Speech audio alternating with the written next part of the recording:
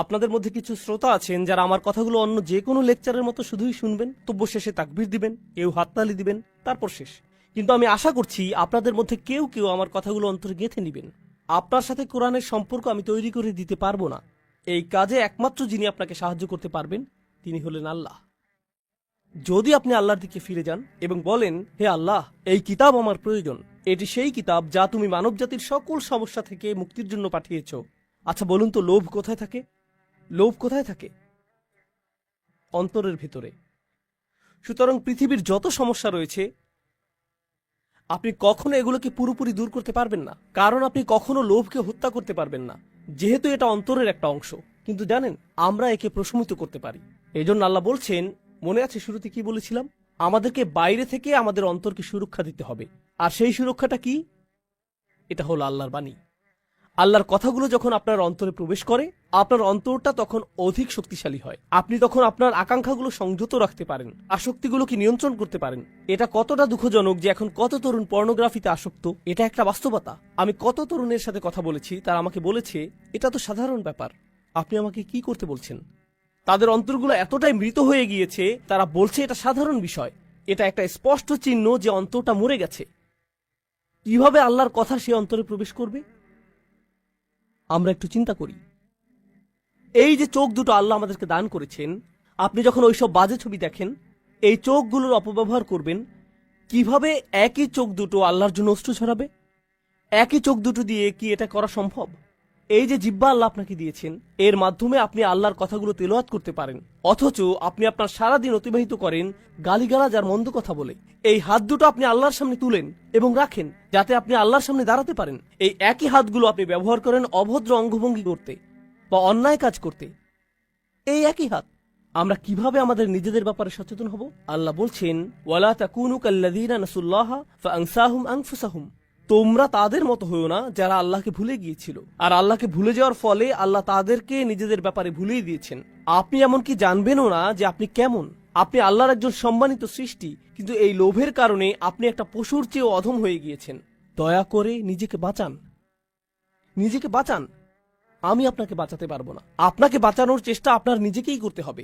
আল্লাহি, যত ছবি, এগুলো প্রচারের জন্য যত বিজ্ঞাপন এবং এর সংশ্লিষ্ট যত কিছু আছে, যারা আমাদেরকে পশুর স্তরে নামিয়ে নিতে সদা তৎপর, তারা খুবই শক্তিশালী। প্রচুর টাকা ব্যয় করা হয় বাচ্চাদের মধ্যে যৌনতা ছড়িয়ে দেওয়ার জন্য। এই কাজে প্রচুর টাকা ব্যয় করা হয় অশ্লীলতাকে স্বাভাবিকীকরণ করতে, এগুলো উদযাপন করতে এবং নীতি নৈতিকতাকে নতুন করে সংজ্ঞায়িত করতে, ভালো মন্দকে নতুনভাবে সংজ্ঞায়িত করতে প্রচুর টাকা ব্যয় করা হয়।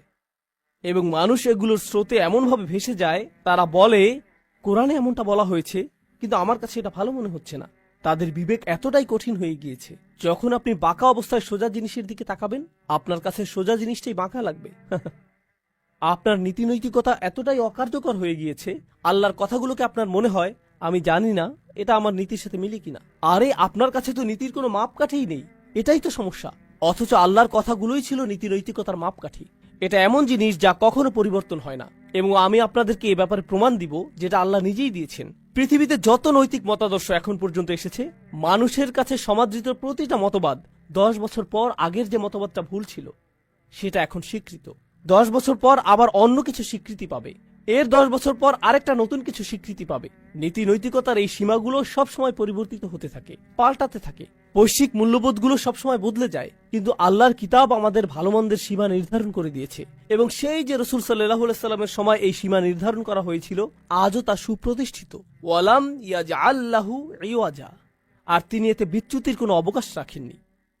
আমাদের বিচ্যুতি হয়, আমরা এক রেওয়াজ থেকে অন্য রেওয়াজে, এক দর্শন থেকে অন্য দর্শনে, ভালো মন্দের একরকমের সংজ্ঞা থেকে অন্যরকম সংজ্ঞায় যাই। কিন্তু আপনি যদি এই কিতাবকে আঁকড়ে ধরতে পারেন, যত বড় ঝড়ই আসুক না কেন, আপনি আপনার জায়গায় টিকে থাকতে পারবেন। আপনি আপনার জায়গায় টিকে থাকতে পারবেন। আর যদি আঁকড়ে ধরতে না পারেন, তাহলে আপনি মুসলিম, খ্রিস্টান, ইহুদি, হিন্দু, নাস্তিক, শিখ যাই হন না কেন, আপনি কোনো না কোনো দিকে ভেসে যাবেন। বাইরে থেকে আপনাকে দেখতে মুসলিম বা অন্য যে কারো মতো লাগতে পারে, ভেতর থেকে আপনি সেই একই লোভী এবং নিম্নমানের মানুষের উদাহরণ হয়ে থাকলেন। ইসলাম আমাদের ভেতরটা পরিবর্তন করতে এসেছে, শুধুমাত্র আমাদের বাহ্যিক পরিবর্তন করতে আসেনি। অন্তরের ভেতরের সঠিক পরিবর্তন হলো এই ধর্মের মূল উদ্দেশ্য।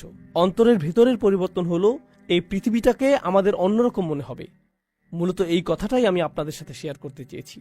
এই পরিবর্তনটা আপনার ভেতরে কেবল তখনই আসবে যখন আপনি সঠিক মনোভাব নিয়ে আল্লাহর কিতাবের কাছে আসবেন। যদি আমরা সঠিক মনোভাব নিয়ে আল্লাহর কিতাবের কাছে আসি, আমাদের অন্তরে পরিবর্তন আসবেই, আমাদের অন্তরে পরিবর্তন আসবেই। এবং এটা আপনাদের জন্য আমার আজকের শেষ কথা, আর শপথ করে বলছি, যখন এমনটা ঘটে, ফাআমিনু বিল্লাহি ওয়া রাসূলিহি ওয়া নূরিল্লাযী আনজালনা, যখন আল্লাহর কিতাবের আলো আপনার অন্তরে প্রবেশ করে, তখন আল্লাহ আপনার অন্তরকে একটা প্রদীপের সাথে তুলনা করেন। এবং একটা প্রদীপ শুধু নিজেই আলোকিত হয় না, এটা আলো ছড়ায়ও। কথাটা কি সত্য নয়? একটা প্রদীপের কেবল নিজের আলো আছে তা কিন্তু নয়, এটা তার আশেপাশের জন্য আলোর একটা উৎস হয়ে ওঠে। আচ্ছা, প্রদীপ কখন কাজে লাগে, দিনে নাকি রাতে? বলুন তো। রাতে। এর মানে হলো আপনারা এমন মানুষ হবেন যারা ঘোর কালো অন্ধকার যুগে বাস করবেন। আপনারা নিজেরা শুধুমাত্র আলোকিত থাকবেন তাই নয়, অন্যজনের জন্য আলোর উৎস হবেন। কারণ আমাদেরকে অন্ধকার চারপাশ থেকে প্রবলভাবে ছেয়ে রেখেছে। দেখুন, আমরা এখন অন্ধকার রাতে বাস করছি। বর্তমান সময়টা মানব সভ্যতার জন্য কালো রাত। প্রযুক্তি বেড়েছে, উন্নয়ন বেড়েছে, মানুষের জ্ঞান বেড়েছে, কিন্তু সঠিক পথের সন্ধান নেই। আর এগুলোর সাথে সাথে মানুষের লোভও বেড়েছে, লাগামহীন লোভ বেড়েছে। এসবের ফলে মানুষের মধ্যে ধার্মিকতা কমেছে, ভদ্রতা কমেছে, নৈতিকতা কমে গিয়েছে। সুবহানাল্লাহ। আমি দোয়া করি আল্লাহ আজ্জা ওয়া জাল্লা আপনাদেরকে এবং আপনাদের সন্তানদেরকে এমন একটি প্রজন্ম তৈরি করার জন্য বাছাই করুন, যে প্রজন্ম কোরআনের আলোর প্রতিনিধিত্ব করবে, যারা শুধু আপনার নিজেদের পরিবারের জন্য নয়, বরং আপনাদের আশেপাশের সবার জন্য, সমাজের সকল মানুষের জন্য উজ্জ্বল এক আলোর উৎসে পরিণত হবে। এবং আল্লাহি, আমরা যদি আল্লাহর কিতাবের সদ্ব্যবহার করতে না পারি, এই ধরনের কোনো কিছু কখনো বাস্তবায়িত হবে না। যতদিন পর্যন্ত আমরা মনে করব কোরআনের জন্য একটুখানি, অল্প একটু সময় দেয়াই যথেষ্ট, ততদিন আমরা কেবল কোরআনকে সময় দেয়া ছাড়া অন্য সব কাজই করতে পারবো। তাছাড়া আমরা নিজেদেরকে সত্যিকার অর্থে শোধরানোর জন্য এই কিতাব খুলি না। আমরা চমৎকার কোনো তথ্য জানার জন্য বা সুন্দর তেলাওয়াতের জন্য এটা খুলি। এবং কোরআন মানে আমাদের কাছে এটুকুই। যতদিন আমরা এভাবে চলতে থাকবো, পৃথিবী ততই অধপতনের দিকে যেতে থাকবে এবং আল্লাহ অন্য মানুষদেরকে আমাদের স্থানে স্থলাভিষিক্ত করবেন। আফালা ইয়াতাদাব্বারুনাল কুরআন আম আলা কুলুবিন আকফালুহা। একই সূরা আল্লাহ বলছেন, ওয়া ইন তাতাওয়াল্লাউ ইস্তাবদাল কওমান গায়রাকুম সুম্মা লা ইয়াকুনু আমসালাকুম।